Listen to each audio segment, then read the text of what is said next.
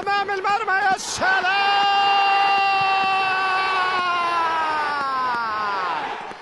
روسو بلو يؤكد على موسمه التاريخي هنا في دالارا. بالحب تلعب الكرة على الجهة اليسرى لاندوي. اندوي بيلعبها على عرضية.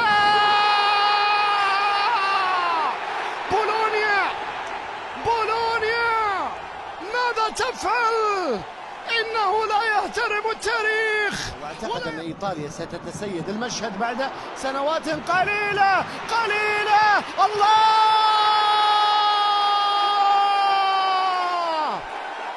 كالافيوري الشاب المبدع صاحب الثنائية في مباراة الليلة.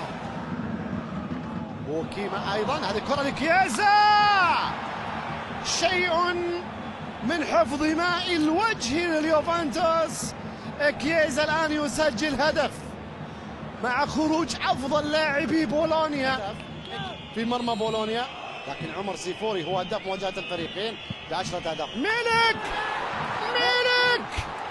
يسجل لحفظ كبرياء اليوفنتوس.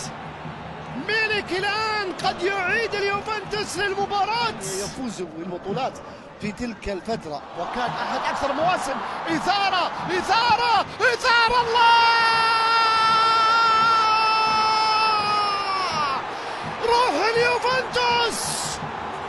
روح اليوفنتوس ترفض الذل هنا في ملعب رينا.